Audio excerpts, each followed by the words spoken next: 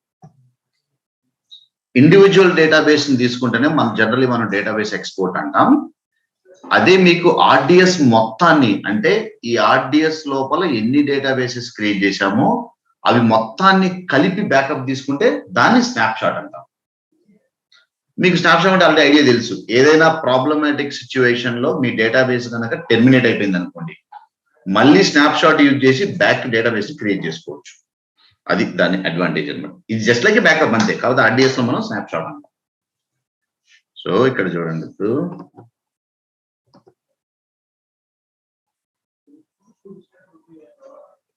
So ఇక్కడ snap shots అని ఉంది కదా, ఆప్షన్ స్నాప్ షాట్స్ అని ఉంది కదా, క్రియేట్ చేయడం అంత ఈజీనో చూడండి.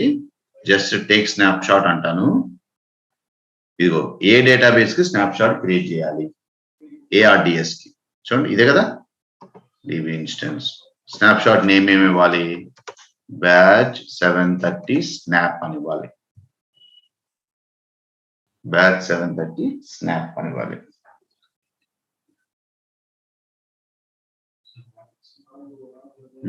కానీ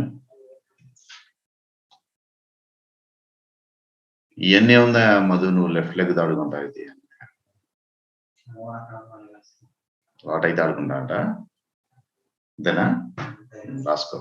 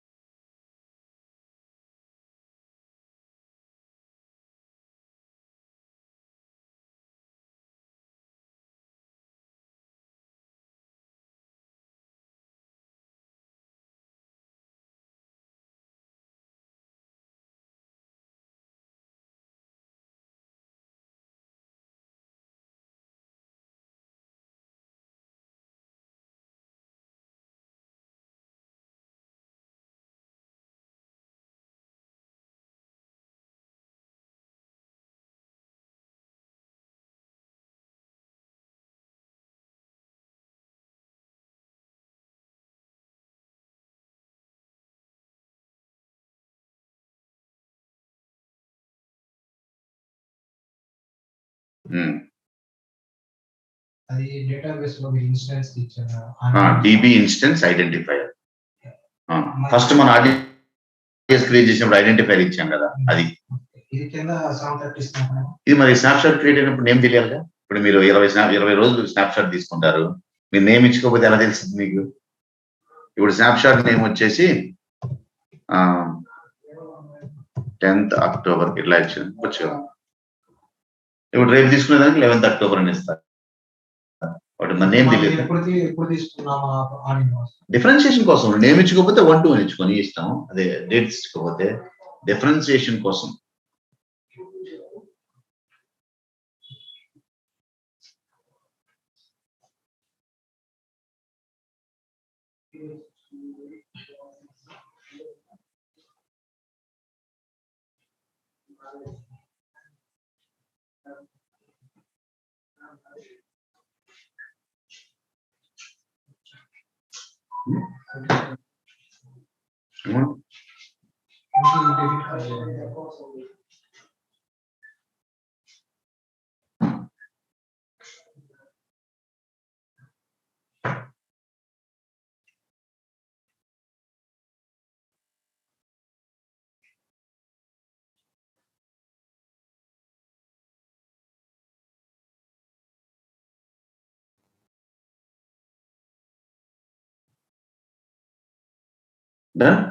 ఇలా చేసుకుంటే జస్ట్ టేక్ స్నాప్ షాట్ అనగానే మీకు ఓవరాల్ ఆర్డిఎస్ ఇన్స్టెన్స్ దాని లోపల ఎన్ని డేటాబేస్ ఉంటే అవన్నీ కలిపి మీకు స్నాప్ షాట్ క్రియేట్ అయిపోద్ది. అవన్నీ మీకు కలిపి స్నాప్ షాట్ క్రియేట్. సింపుల్.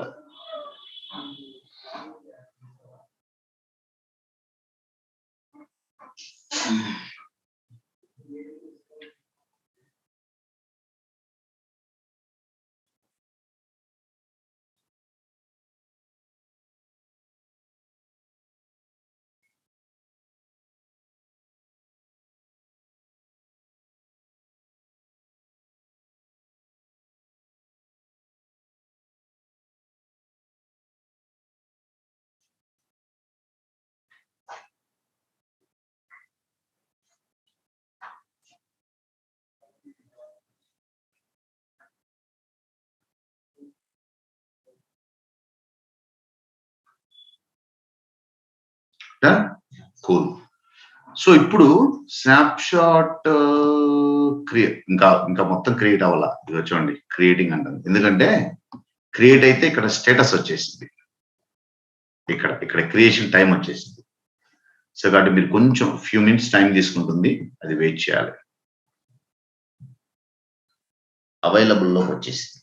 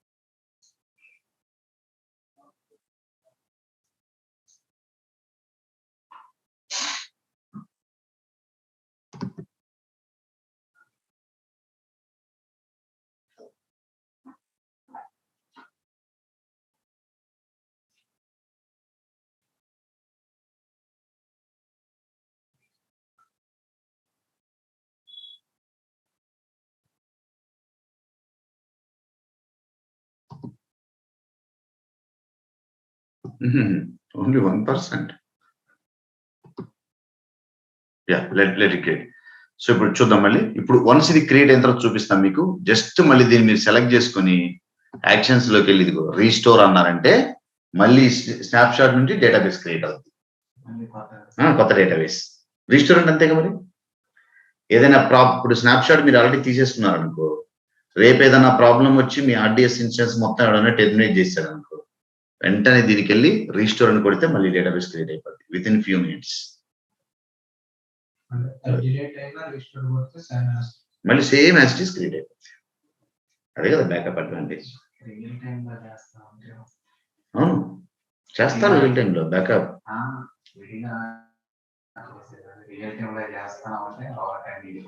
ఒకరోజు చేస్తే 2 సార్లు చేస్తే ఎంఆర్ ఆఫీస్ లో స్టాంపులు వేసినట్టే కూడా ఏముంటది, అక్కడికి వెళ్ళటం క్లిక్ కొట్టడం బటన్ కొట్టడం, మనం చేసేది ఏముంటది.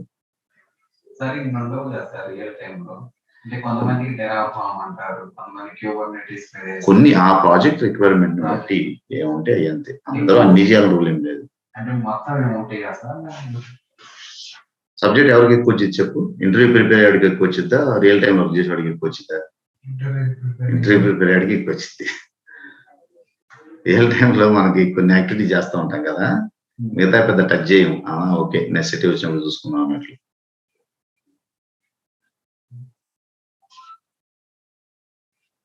ఓకే, ఇంక ఈ ఆటోమేటెడ్ బ్యాకప్స్ అయితే మనం ఆల్రెడీ చూసాం కదా. మనం ఆర్డిఎస్ క్రియేట్ చేసేటప్పుడు మనం 7 days backup, 10 days backup, 15 days backup పెట్టుకుంటే ప్లస్ ఏ టైంలో కూడా బ్యాకప్ తీసుకొచ్చి ఇచ్చుకున్నాం కదా మనం. ఆటోమేటిక్ గా అవన్నీ బ్యాకప్ జరిగిపోతూ ఉంటాయి. క్రాన్ సింటాక్స్ ఏమి ఉండదా సార్ ఇందులో? ఆటోమేటెడ్ దేనికి? ఆటోమేటెడ్ స్నాప్ షాట్ మనం విండో ఇచ్చుకుంటాం. క్రాన్ ఎక్స్ప్రెషన్ ఎందుకు నీకు గుర్తుందా? ఇప్పుడు మనం 2 o'clock స్టార్ట్ చేసి ఒక 1 hour టైం, 3 o'clock 2 hours అట్లా టైం ఇచ్చాం కదా, which is equal to cron expression. ఇప్పుడు మనం జెన్కిన్స్ లో క్రాన్ ఎక్స్ప్రెషన్ ఇచ్చాము, దాని అర్థం ఏంటి? ఎన్ని గంటలకని, అంతేగా. ఇక్కడ కూడా అంతే, మీరు ఎప్పుడు బ్యాకప్ తీసుకున్నా 2 o'clock 3 o'clock అని ఇస్తున్నారు కదా.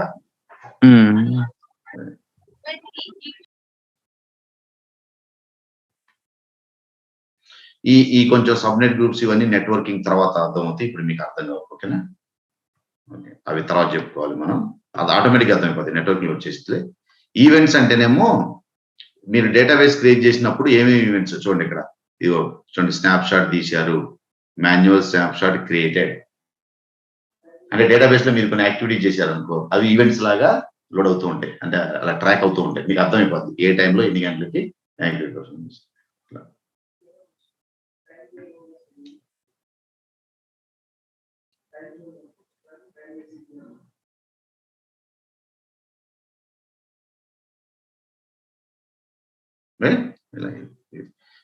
ఈ మాత్రం ఇట్లా వదిలేండి, నెట్వర్కింగ్ తర్వాత చూద్దాం. ఇప్పుడు అర్థం కాదు, అనవసరంగా నేను కన్ఫ్యూజ్ చేసినట్టు అవుతాను. విపిసి తర్వాత సబ్నెట్స్ వస్తాయి, అక్కడ వస్తాయి.